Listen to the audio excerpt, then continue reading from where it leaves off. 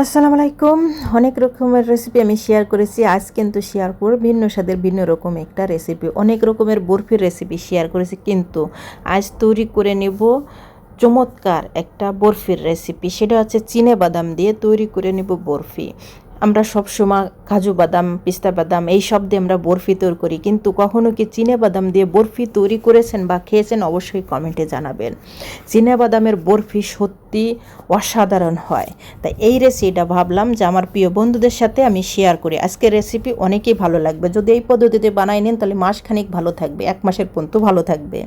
প্রথম লাগবে চিনে বাদাম। এখানে আমি 1 কাপ কাঁচা বাদাম নিয়েছি। এখন খুব সুন্দর করে এটা আমি ভেজে নিতে হবে।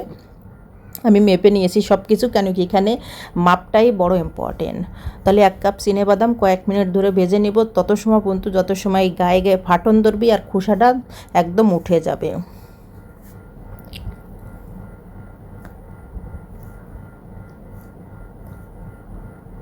দেখুন, আমি কিন্তু বারবার চেক করে নেওয়া লাগছে যে ভাজাটা কেমন হয়েছে।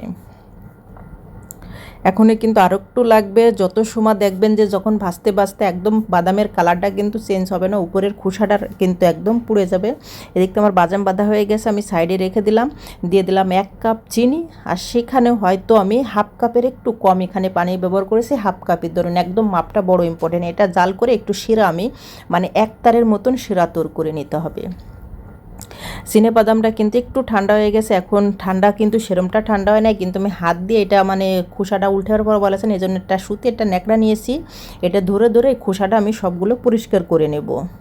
তারপর দেখুন ঝেড়ে নিয়েছি। এখন ব্লেন্ডারের ভিতরে দিয়েছি 2টো এলাচের দিয়েছি, আমি 2টো বিচি দিয়েছি এলাচের। এখন বাদাম দিয়ে আমি এটা করে নেব। তারপরে আমি বাইন্ডের জন্য আমি 1 চামচের মতন সুজি ব্যবহার করেছি। এখন আমি ব্যবহার করব গুঁড়ো দুধ। এখানে আমি 3 টেবিল চামচের মতন গুঁড়ো দুধ ব্যবহার করেছি। একবারে কিন্তু আমার বাদামটা হয় নাই, কেন অনেকটা বেশি হয়ে গেছিলো। এটা যত ফুলে ওঠে আমি 2-3 ফিরে করে নিয়েছি। একসাথে খুব সুন্দর করে মিহি পেস্ট করে নিয়েছি।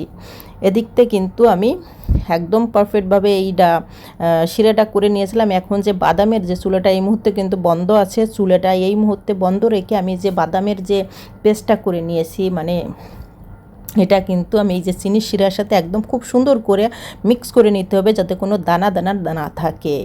আর অবশ্যই একটু স্বাদ মতন লবণ দিয়ে দেবেন। যত মিষ্টি, 1 কাপ বাদামের জন্য 1 কাপ চিনি একদম পারফেক্ট একটা মাপ।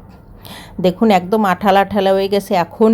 এখন আমি এই মুহূর্তে চুলের জালটা এখন জ্বালিয়ে দেবো। দেখুন একদম খুব সুন্দর করে মিক্স করে নিতে হবে। আর বাদামটা যখন আপনারা করবেন, ব্লেন্ডারে দেবেন, একদম জানি মিহিদানা হয়ে যায়। কোনো বড় বড় কোনো বাদামের টুকরা যাতে এর ভিতরে না হয়। আর এত সুন্দর একটা ফ্লেভার বাড়ছে যে এর ভিতরে কিন্তু কোনো আমি ঘি তেল কিচ্ছু ব্যবহার করেন না। সবসময় কিন্তু মনে রাখবেন বাদামের কিন্তু এক্সট্রা কিন্তু তেল থাকে, এই জন্য কিন্তু আমি এখানে তেল ঘি কোনোটাই ব্যবহার করব না। আর চুলার আঁচ লো মিডিয়ামে রেখে আমি জাস্ট বেশি সময় লাগবে না, যত শিরাটা ঘন 2-3 মিনিটের ভিতরে একদম বরফির শেপে কিন্তু চলে আসবে। যখন দেখবেন একদম আটা আটা হয়ে গেছে, আঠাইল হয়ে গেছে, যে এই পাশে তো ওই পাশে নিলে সেট হয়ে যাওয়া আছে, এই যে এরমটা দ্রুত না নামিয়ে নিতে হবে। নামিয়ে রেখে একটু সাইডে রেখে দিলেই কিন্তু একদম জমে যাবে। এই কাজটা কিন্তু দ্রুত করতে হবে, না কড়াইতেই কিন্তু একদম জমে যাবে, শক্ত হয়ে যাবে। এখন প্লেটে আমি এটা খুব সুন্দর করে সেট করে নেব। আমার একটা এখানে মিস্টেক হয়েছে কি, আমি প্লেটে কোনো তেল বা ঘি কোনো টাইম প্রায় মাখিয়ে নেই। দেখা যাক, তারপর হয়তো উঠানোর সময় একটু কষ্ট হবে। আপনারা এই ভুলটা কিন্তু করবেন না। এটা আমি দ্রুত করতে যাইয়া এই ভুলটা হয়ে গেছে।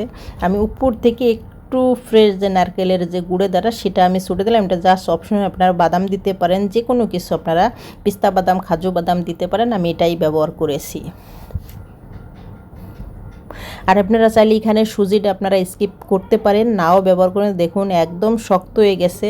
আমি যখন দেওয়ার পর 2-3 মিনিট পর আমি এটা যখন আমি তৈরি করছি, কিছুক্ষণ পর আমি বের করেছি। আমার কাটতে খুবই কষ্ট হয়েছে, কেন কি অনেকটা জমা হয়ে গেছে। এই জন্য দেখুন কত সুন্দর হয়েছে। যখন আমি খাচ্ছিলাম, সত্যি কথা গালে দেওয়ার সাথে একদম মোমের মতন গলে যাচ্ছে। আর বাদামের যে একটা ফ্লেভার, এমনি তো চিনে বাদামের খুব স্ট্রং একটা ফ্লেভার, এই জন্য আরও বেশি ভালো হয়েছে। আমার মনে হয় যে সত্যি কত ফিরে আমি রেসিপি শেয়ার করেছি বরফির, মনে হচ্ছে যে এই যে বাদামের বরফির রেসিপিটা এক কথা ওয়াও। এই রেসিপিটা আপনারা ট্রাই করেন, মাস জুড়ে আপনাদের ভালো থাকবে। একদম নর্মালি লিখে দেবেন, মাস জুড়ে আপনারা খেতে পারবেন। দোকান থেকে কিনে না খেয়ে এই রেসিপিটা ট্রাই করে দেখুন, অসাধারণ লাগবে। আর হাতের কাছে তো সবারই থাকে চিনেবাদাম, সেই চিনেবাদাম দিয়ে তৈরি করে নিন এই মজার রেসিপি। দেখুন কতটা পাতলা করেছি আমি, ঠিক এরমটা করে নেবেন। আমার মনে হয় না এই রেসিপি সহজ, এর চেয়ে আর কোনো সহজ রেসিপি আছে। সবাই ভালো থাকেন, সুস্থ থাকেন, আল্লাহ হাফেজ।